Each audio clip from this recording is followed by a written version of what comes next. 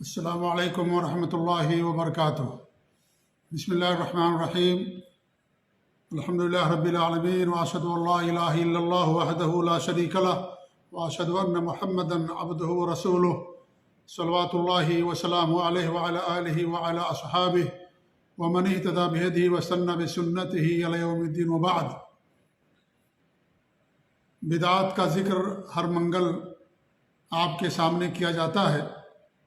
آج جس بدعات کا ذکر ہم کرنا چاہتے ہیں وہ بھی ہمارے معاشرے میں بہت عام ہے۔ قبروں اور مزاروں پر یہ بدعات انجام دی جاتی ہے، اور بھی مقامات پر لوگ اسے پڑھتے ہیں، اور وہ ہے قوالی۔ قوالی کا مطلب ہے جھوٹ، جھوٹ کا پرندہ، افسانہ، ایسی بات جس کا حقیقت سے کوئی تعلق نہ ہو، اسے قوالی کہا جاتا ہے۔ جھوٹ پر جھوٹ، مبالغہ آمیزی اور افسانہ جس کی کوئی حقیقت نہ ہو، اسے قوالی کہا جاتا ہے۔ قوالی یوں ہی شریعت کے اندر حرام اور ناجائز ہے۔ شریعت کے اندر قوالی حرام اور ناجائز ہے، کیونکہ قوالی جھوٹ پر مبنی ہوتی ہے، اور جھوٹ حرام ہوتا ہے شریعت کے اندر، چاہے اس کا گانے والا مرد ہو یا عورت ہو۔ لیکن جب عورت قوالی پڑھتی ہے یا گاتی ہے تو اس کی سنگینی اور بڑھ جاتی ہے۔ ایک تو وہ عورت ہے، ساتھ ہی ساتھ وہ مردوں کے سامنے آ کر کے قوالی پڑھتی ہے۔ کبھی کبھی اس کے پاؤں میں گھنگرو بھی ہوتے ہیں، وہ ناچتی بھی ہے اور اپنے پاؤں کو زمین پر پٹکتی بھی ہے، اور اس طریقے سے مردوں کے سامنے قوالی پڑھتی ہے۔ وہ مردوں اور عورتوں کا اختلاط ہوتا ہے، اور قوالی جہاں جھوٹ پر مبنی ہوتی ہے وہیں قوالی کے اندر ناچ گانا بھی پایا جاتا ہے، ڈھولک باجا تاشا، یہ ساری چیزیں پائی جاتی ہیں۔ لہذا یہ شریعت کے اندر حرام اور ناجائز چیز ہے۔ آپ اندازہ لگائیں کہ جب مزار یا قبروں پر اذان دینا، نماز پڑھنا، قرآن کی تلاوت کرنا جائز نہیں ہے، تو پھر وہاں پر یہ ساری چیزیں کیسے کرنا جائز ہوگا؟ جب انسان وہاں قرآن کی تلاوت نہیں کر سکتا، وہاں انسان اذان نہیں دے سکتا، وہاں انسان جا کر کے نماز نہیں پڑھ سکتا، جب یہ ساری چیزیں حرام ہیں تو پھر انسان کا قوالی پڑھنا مزاروں اور قبروں پر یہ چیز کیسے جائز ہوگی؟ یہ سراسر حرام اور ناجائز ہے۔ تو قوالی کرنا، پڑھنا، سننا، سنانا، یہ تمام چیزیں حرام ہیں۔ بہت افسوس ہوتا ہے کہ ہمارے معاشرے میں لوگ قوالی کو جائز سمجھتے ہیں۔ قوالیاں ہوتی ہیں، داڑھی والے بھی جاتے ہیں سننے کے لیے، اور یہ سمجھتے ہیں کہ مسلمانوں کی قوالی ہے یا اسلام کی قوالی ہے۔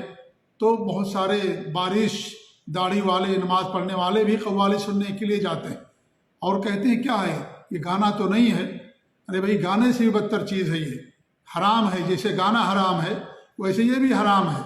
عورت بھی آپ دیکھیں گے جو قوالی پڑھتی ہے، اس میں یعنی میک اپ کر کے آتی ہے اور اپنے حسن کی نمائش کرتی ہے مردوں کے سامنے، مرد و زن کا اختلاط ہوتا ہے، اور اس طریقے سے اس کے اندر قوالی کے اندر جھوٹ تو ہوتا ہی ہے، ساتھ ہی ساتھ شراب و کباب کی اور حسن کی اور عورتوں کی تعریفیں کی جاتی ہیں قوالی کے اندر، اور جھوٹ بولا جاتا ہے۔ لہذا قوالی کا اسلام سے کوئی تعلق نہیں ہے۔ نعوذ باللہ، بڑا افسوس ہوتا ہے کہ اب لوگوں نے فلموں کو بھی اسلامی بنا دیا ہے۔ اسی لیے رمضان کی مناسبت سے کچھ ایسی فلمیں ریلیز کی جاتی ہیں جن میں رمضان کا ذکر ہوتا ہے، عید کا ذکر ہوتا ہے، یا اس طریقے سوئیاں کھانے کا ذکر ہوتا ہے، یا مزاروں کا ذکر ہوتا ہے، یا کسی مسلمان کا کردار ہوتا ہے، تو لوگ اسے اسلامی فلم کا نام دے دیتے ہیں۔ لوگوں نے اسلامی گانا بنا لیا ہے، تو قوالی کو بھی لوگوں نے اسلام سے جوڑ لیا۔ آپ دیکھیں گے کہ غیر مسلموں کے ہاں، ہندوؤں کے ہاں بھجن ہوتا ہے، ہمارے ہاں لوگ اسے قوالی کا نام دیتے ہیں، صرف نام بدل دیا ہے، حالانکہ دونوں ایک ہی چیز ہے۔ لہذا اسے بھجن کہا جائے، قوالی کہا جائے، یا کوئی اور نام دے دیا جائے، وہ سراسر حرام و ناجائز ہے، اور اس کے اندر بہت ساری معصیتیں اور بہت ساری حرام چیزیں جمع ہو جاتی ہیں، جیسے مرد و زن کا اختلاط ہے، ڈھول باجے کے بغیر قوالی نہیں ہوتی ہے، ایک ہی اسٹیج پر ایک طرف مرد ہوتا ہے، دوسری طرف عورت ہوتی ہے، اور ناچ بھی ہوتا ہے اس کے اندر، اور عورت گھگرو بھی باندھ کر کے آتی ہے بہت ساری جگہوں پر، اور باقاعدہ اسے زمین پر اپنے پاؤں کو پٹکتی ہے اور اس طریقے سے قوالی پڑھتی ہے۔ رات بھر یہ چیزیں چلتی رہتی ہیں۔ مزاروں پر قوالیاں ہوتی ہیں جا کر کے، اور مزاروں پر جب قوالیاں ہوتی ہیں اس میں جو صاحب قبر ہوتا ہے اس کی جھوٹی جھوٹی کرامتیں، جو شعبدہ بازیاں ہوتی ہیں ان کا ذکر ہوتا ہے، اور لوگوں کو باقاعدہ مرغوب ترغیب دی جاتی ہے کہ وہ اس مزار پر آئیں اور آ کر کے زیارت کریں، یہ تو بڑی کرامات والے بزرگ ہیں اور ایسی ایسی چیزیں انہوں نے کر دیا ہے، نعوذ باللہ۔ یہ سب جھوٹی باتیں قوالیوں کے اندر مشتمل ہوتی ہیں، اور پھر وہاں مزار پر قوالی پڑھی جاتی ہے، جا کر کے لوگ انہیں نذرانے بھی دیتے ہیں، پیسے بھی دیتے ہیں، تحفے تحائف بھی ان کو دیتے ہیں، اور جا کر کے لوگ وہاں جو ہے اس کو سنتے بھی ہیں۔ تو یہ میرے بھائیوں، یہ سب حرام ہے شریعت کے اندر۔ یہ جو دین اللہ نے پہ نبی کو دیا، اس دین سے اس قوالی کا، کسی بھی قوالی کا کوئی تعلق نہیں ہے دین اسلام سے، لہذا اس سے ہمیں بچنے کی سخت ضرورت ہے۔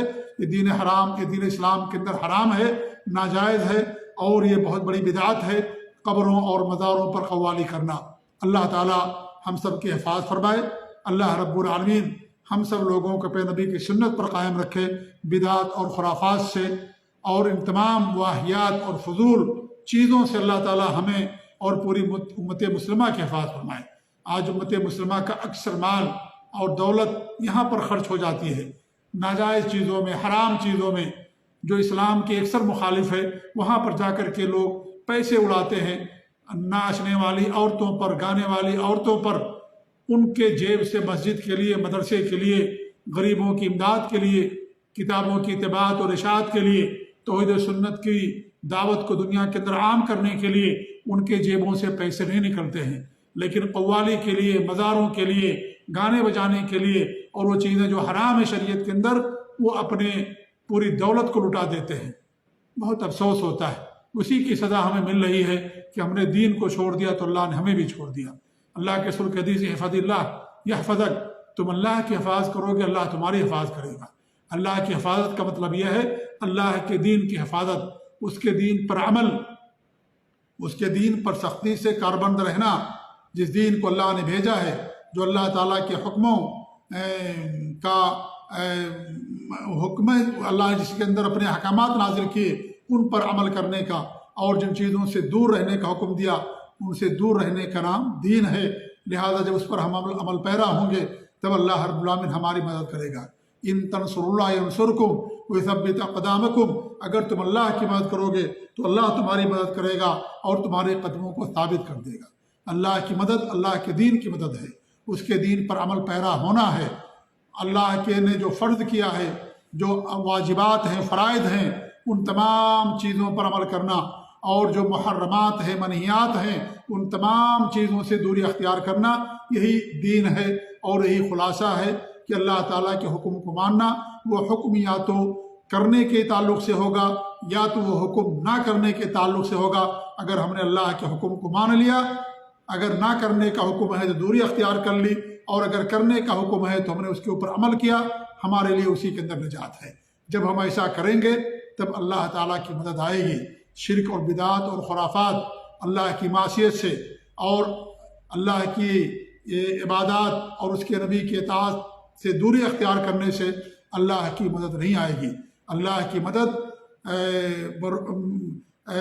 جب تک اس کے دین پر عمل نہیں پیرا ہوں گے، عمل نہیں کریں گے، اس وقت تک اللہ رب العالمین ہماری مدد نہیں کرے گا۔ اللہ تعالیٰ کی مدد اسی وقت ہمیں ملے گی جب ہم اللہ کے دین کی مدد کریں گے۔ جب اللہ تعالیٰ کے دین کی مدد کریں گے تو اللہ تعالیٰ ہماری مدد کرے گا۔ لہذا ہمیں اس بات کو سمجھنے کی ضرورت ہے کہ آج ہمیں عزت اور سربلندی دین کے علاوہ کسی اور چیز میں ڈھونڈتے ہیں، ہمیں کبھی عزت و سربلندی نہیں ملے گی۔ عزت ہمیں ملے گی اللہ کے دین پر عمل پیرا ہونے سے، اللہ اور اس کے رسول کی اطاعت کرنے سے، تب ہمیں عزت اور بلندی دنیا کے اندر ملے گی، اور ہمارے سامنے روشن تاریخ موجود ہے۔ تو بتانا یہ مقصد ہے کہ قبر پر یا مزار پر قوالی کرنا یہ بدعت ہے، حرام اور ناجائز ہے، اس سے بچنا ہمارے لیے سخت ضروری ہے۔